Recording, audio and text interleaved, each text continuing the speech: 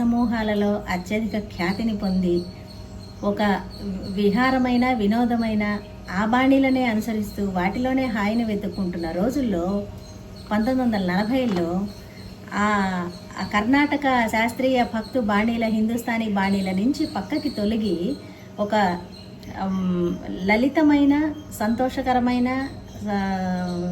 తక్కువ అంటే తేలికపాటి సంగీతాన్ని ఇచ్చేటటువంటి గీతాలు ప్రచారంలోకి రావడం మొదలైంది. అటువంటి తొలితరం లలిత సంగీత కర్తలు చాలామంది ఉన్నారు. వాళ్ళల్లో సాలూరి వారు, ఘంటసాల గారు, బాలాంతర రజనీకాంతరావు గారు, బాలమురళీకృష్ణ గారు, ఇలాంటి చాలామంది వాగ్గేయకారులు మహానుభావులు చాలామంది ఉండగా అందులో ఆద్యులుగా మాత్రం ఎక్కువగా శ్రీ రజనీ గారి పేరే వినిపిస్తూ ఉంటుంది. 1940లో ఆయన ఆకాశవాణి స్వరకర్తగా మరి డైరెక్టర్ దాకా కూడా ఆయన అన్ని పదవులు ఆకాశవాణిలో చేపట్టి అనేక బాణీలనిచ్చి అనేక గీతాలకి లలిత సంగీతాన్ని పరిచయం చేసి ప్రజారంజకంగా వాటిని జనాల్లోకి తీసుకెళ్ళగలిగిన పండితులు, ప్రముఖ వాగ్గేయకారులు కూడా శ్రీ రజనీ గారు. వారు వెంకట పార్వతీశ్వర జంట కవుల్లోని వెంకటరావు గారి పుత్రులు. ఆ రకంగా కూడా వారికి పాండిత్యం అవ్వడం, ఆంధ్ర భాషలో విపరీతమైన విస్తారమైన అనుభవం గడించటం, అనేక రకాల గ్రంథాలు రాయటం, చిన్నపిల్లల కోసం జేజిమావయ్య పాటలని రాయటం, ఆ పాటల ద్వారానే వారిని జేజిమావయ్యగా ప్రజలు గుర్తించటం, అలాగే సంగీత రూపకాలు, నృత్య రూపకాలు, గేయాలు, పాటలు, పద్యాలు, సంస్కృత భూయిష్టంగా ఉండేటటువంటి సమాస భూయిష్టంగా ఉండేటటువంటి పాటలు కూడా ఆయన రచించడం, రచనలు. ఆ రచనలు ఎలా బాణీకి సరిపడతాయా అని ఆలోచించేవారు స్వరకర్తలు కూడా చాలామంది. అలాగే రజనీ గారు కూడా మరి బాలమురళీకృష్ణ గారితో పాడించారు. తర్వాత ఆయన స్వయంగా ఎన్నో పాటలు పాడారు. భానుమతి గారితో పసిడి మెరుగుల తళతళలు రేడియోకి ఇచ్చిన మొదటి గీతం అది లలిత సంగీతంలో. అలాగే టంగుటూరు సూర్యకుమారి గారితో కూడా ఆవిడ మనకి 1947 ఆగస్టు 15 రాత్రి స్వాతంత్రం ప్రకటించిన సందర్భంలో ఒక పాట రాసి ఆవిడతో పాడించి అన్ని స్టేషన్లలో అంటే ఆకాశవాణి స్టేషన్లలో వాటిని ప్రసారం చేయగలిగిన గొప్ప ధీశాలి ఆయన. అటువంటి పాట అది మాది స్వతంత్ర దేశం.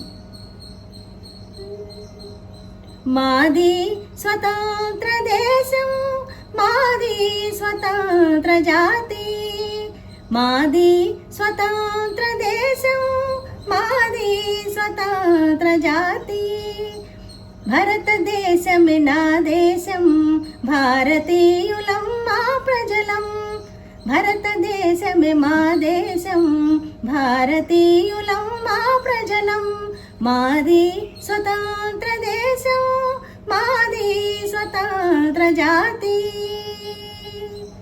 అని సూర్యకుమారి గారి గళంలో ఒక రోమాలు నిక్కబొడుచుకునేటటువంటి అద్భుతమైన బాణీతో అది బయటికి రావడం, ఆ పాట అనేక మందిని అలరించడం, ఇప్పటికీ కూడా అది ఒక ఛాలెంజింగ్ సాంగ్గా దేశభక్తి గీతాల్లో నిలబడటం జరిగింది. అలాగే పసిడి మెరుగుల తళతళలు కూడా భానుమతి గారితో స్వయంగా రజనీ గారు ఆలపించడం, తర్వాత బాలమురళీకృష్ణ గారితోనూ, తర్వాత మన ఎంఎస్ రామారావు గారితోనూ, వీరందరితోనూ తొలితరం గాయకులందరూ కూడా ఈయన కల్పనలో లలిత గీతాలు ఆలపించడం జరిగింది. వాటిని సమాజానికి పరిచయం చేసిన వారిలో ఆద్యులుగా శ్రీ బాలాంతరపు రజనీకాంతరావు గారిని చెప్పుకుంటాం అన్నమాట. తర్వాత దీర్ఘకాల సేవలు చేసినటువంటి ఈయన తన జీవితాన్ని కూడా పండించుకొని 100వ సంవత్సరంలో తనువు చాలించడం జరిగింది ఈ మధ్యే. అలాగే గేయ నాటికలు, చిత్రగీతాలు, చలనచిత్ర గీతాలు కూడా అనేకం ఈయన బాణీలు కట్టడం.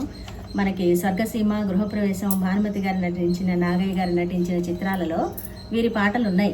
అందులో ఒకటి చాలా ఆ రోజుల్లోనూ ఈ రోజుల్లో కూడా చాలా ప్రఖ్యాతి చెందినటువంటి పాట, వినసొంపైన పాట. ఓహోహో పావురమా, ఓహోహో పావురమా, ఓహోహోహోహో, ఓహోహోహోహో, ఆహాహాహా పావురమా అంటూ భానుమతి గారు పాడే ఈ పాట స్పానిష్ సంగీతానికి ప్రేరణగా, సంగీతమే ఈ పాటకి ప్రేరణగా చెప్తారు. ఆయనకి జర్మనీ, స్పానిష్, ఫ్రెంచ్ ఇలాంటి ఇతర భాష సంగీతాల పట్ల కూడా, బెంగాలీ సంగీతం కూడా ఆయనకి బాగా పరిచయం. ఆ ప్రభావం తన పాటల్లో కనిపించేటట్లుగా చేసుకునేవారు. అలాగే ఎక్లచెలోరే పాట ఒకటి ఉంది బెంగాలీలో, రవీంద్రనాథ్ గారిది. ఆ పాటని తెనిగించి, అంటే గీతాంజలి లాగా అనేక రచనలు ఆయన తెనిగించారు. అది తెలుగులో ఎవరుకే కవిని రాకపోయినా సరే ఒకడవే పదవోయ్, అప్పుడు ఒక్కడవే ఒక్కడవే ఒక్కడవే ఒకడవే పదవోయ్, ఎవరుకే కవిని రాకపోయినా సరే ఒకడవే పదవోయ్ అంటూ ఒక ప్రబోధాత్మక గీతంగా దాని తెలుగు అర్థం వచ్చేటట్టుగా ఆ పాటకి, ఎక్లచెలోరే పాటకి ఈయన రచించడం జరిగింది. అదే బాణీలో సమకూర్చారు రవీంద్ర సంగీతంలోనే. తర్వాత క్షేత్రయ పదాలు చాలా ఆయన రచనలు ఇవి చేశారు, బాణీలు కట్టారు. అందులో రమ్మనవే మాని రచనలు,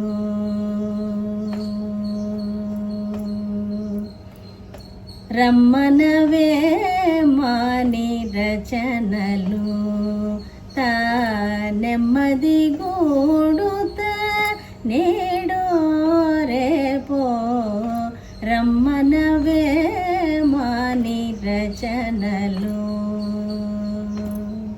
ఇది బాల సరస్వతి గారు ఆలపించారు. అద్భుతంగా ఉంటుంది ఈ పాట. అలాగే స్వతంత్ర భారత జననీ నీకిదే నిశాంతనవని రాజనము అంటూ రేడియోకి రాసినటువంటి దేశభక్తి గీతాలు. ఓ మలయ పవనమా, ఓ మలయ పవనమా, ఓ విరిసిన దిరిసిన పువ్వా, ఓ విరిసిన దిరిసిన పువ్వా, నిలు నిలు నిలుమా, ఓ మలయ పవనమా, ఓ మలయ పవనమా. తర్వాత రొదసేయకే తుమ్మెద, రేగి రొదసేయకే తుమ్మెద, రొదసేయకే తుమ్మెద, రేగి రొదసేయకే తుమ్మెద, నిదురింపగా నీయవే నీరుదా చెలికి, నిదురింపగా నీయవే నీరుదా, రొదసేయకే తుమ్మెద, రేగి రొదసేయకే తుమ్మెద. ఇది మల్లిక్ గారు సంగీతం కట్టి గానం కూడా చేశారు. తర్వాత సూర్యకుమారి గారి గళల్లో శతపత్ర సుందరి, ఓహో శతపత్ర సుందరి, శతపత్ర సుందరి, ఓహో శతపత్ర సుందరి, సురభిళ భ్రాంతిలో సుందర నయనಗಳ కాంతిలో, ఈ ఉదయ సాంధ్య వేళ ఎగసెలే శతపత్ర సుందరి, ఓహో శతపత్ర సుందరి. ఈ పాట బాణీని పట్టుకోవడమే కష్టం. శతపత్ర సుందరి పేరిట 200 గీతాలు ఆయన రచించి ఒక పుస్తకంగా వెలువరించారు. అలాగే తన పంతమే తావిడువడు, తన పంతమే తావిడువడు, తననే వలచిన నన్ను తలపడు, తన పంతమే తావిడువడు. ఇది కూడా బాల సరస్వతి గారితో రసాళి రాగంలో. త్యాగరాజు గారి తర్వాత మళ్ళీ ఎవరు ఈ రాగాన్ని ఉపయోగించలేదుట. వీరే మళ్ళీ ఆ రాగాన్ని తీసుకొని అద్భుతమైన ఈ గీతాన్ని బాల సరస్వతి గారితో పాడించి రికార్డుగా వెలువరించారు. సస్య సౌందర్య భూములలో ప్రభవించి ప్రభవించి నమ్ర మరుసీమ మగునో, కమ్రసుమధామమగునో మన ప్రేమ. కల్లోలిని తరంగములందు పయనించి జీర్ణసికతాద్రియగునో పూర్ణకలశాబ్ధియగునో మన ప్రేమ. కాలగాఢాగ్నికీలలో తపించి దగ్ధతరు కాండమగునో ముగ్ధ మధుభాండమగునో మన ప్రేమ మన ప్రేమ. ఇది బాలమురళి గారును శ్రీరంగం గోపాలరత్నం గారు ఈ పాట రేడియోకి పాడారు. ఇవన్నీ కూడా చాలా వరకు రేడియోకి పాడిన పాటలే ఎక్కువ ఆయన రచనల్లో. తర్వాత అన్నమయ్య కీర్తన కూడా విన్నపాలు వినవలే వింత వింతలు పన్నగపు దోమ తెరపై కెత్తవేలయ్య విన్నపాలు. తర్వాత సంస్కృత సమాస భూయిష్టమైన పదాలు వీరి రచనల్లో చాలా ఎక్కువగా ఉంటాయి. పాటల్లోనూ, గీతాల్లోనూ, గేయాల్లోనూ కూడా, పద్యాల్లోనూ. అయినా కానీ అవి ఎలా స్వరం కట్టడం, బాణీలు ఇవ్వటం అనేది చాలా ఛాలెంజింగ్గా ఉండేది స్వరకర్తలకి. అయినా కానీ అవి అందమైన బాణీల్లో ఒదిగేటట్లుగానే చేసేవారు అన్నమాట. అలాగే వీరి రచనల్ని సాలూరు వారు కూడా చాలా అద్భుతంగా పాడారు. చాలా పాటలు సాలూరు రాజేశ్వరరావు గారు. అందులో ఓ విభావరి ఈ పాట సింధు భైరవ రాగంలో రికార్డ్ ఇచ్చారు. పాడింది కూడా సాలూరు వారే. ఓ ఓ విభావరి ఓహో విభావరి నిహార నీర నీలాంబరధారిణి మనోహారిణి ఓ ఓ విభావరి ఓహో విభావరి.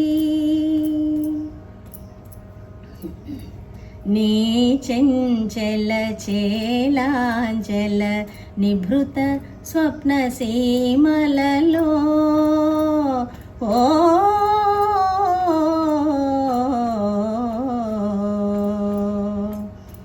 నీ చెంచల చేలాంచల నిభృత స్వప్న సీమలలో ఏలా భయ ఛాయ జాల మేలా సౌఖ్య రుచిల్లీల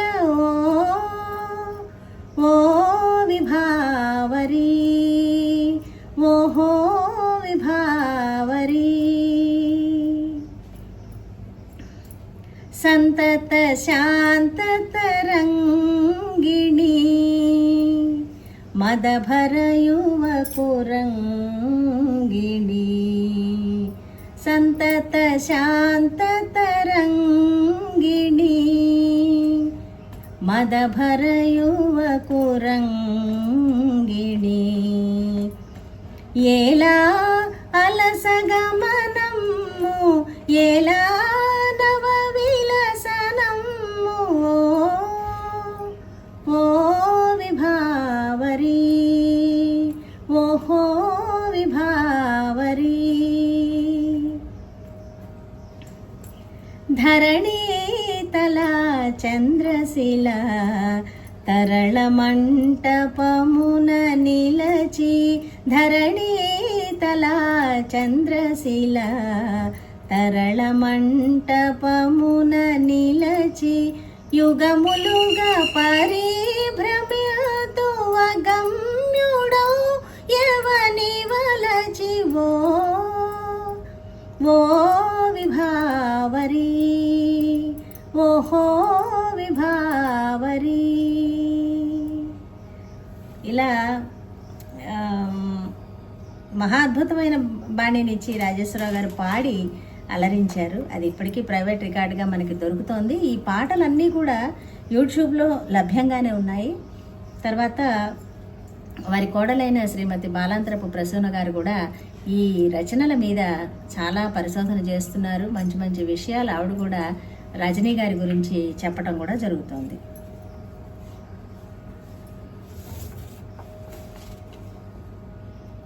తర్వాత మల్లాది సూరిబాబు గారు కూడా ఈయన రజనీ గారు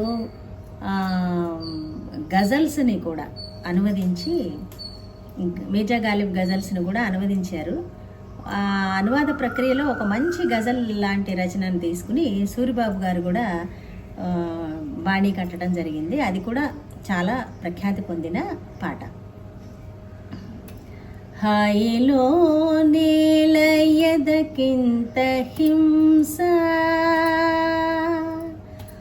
హాయిలో నేల ఎదకింత హింస, తీయ పాటలో బాధేల వంశీ, హాయిలో నేల ఎదకింత హింస, తీయ పాటలో బాధేల వంశీ, హాయిలో నేల ఎదకింత హింస,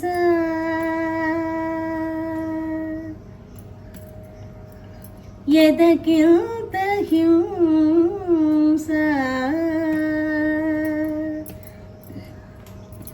సెకల సెకలాలుగా నిన్ను విరిచి, సెకల సెకలాలుగా నిన్ను విరిచి, వికల రుచులదే జగతిమై మరచి, సెకల సెకలాలుగా నిన్ను విరిచి, వికల రుచులదే జగతిమై మరచి, హాయిలో నేల ఎదకింత హింస, తీయ పాటలో బాధేల వంశీ, హాయిలో నేల ఎదకింత హింస,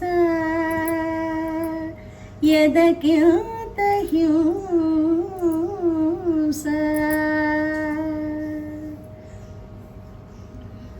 ఇటువంటి మహా అద్భుతమైన వాగ్గేయకారుల గురించి మనం తెలుసుకోవడం మన పుణ్యం. అలాగే వారి రచనలు, గేయాలు, పాటలు, బాణీలు అన్నీ యూట్యూబ్లో ఉన్నాయి. తప్పకుండా వాటిని కూడా అందరూ విని ఆనందాన్ని పొంది, మొదటి తరంలో ఉన్నటువంటి లలిత సంగీతం ఎలా మొదలైంది, ఎలా బాణీలు కట్టారు, వాటి వరుసలు ఎలా ఉన్నాయి, అవి కూడా మనం రుచి చూడొచ్చు. తర్వాత వచ్చిన రెండవ తరం గాయకుల్లో చాలా రకరకాలైనటువంటి బాణీలు రావటం జరిగింది.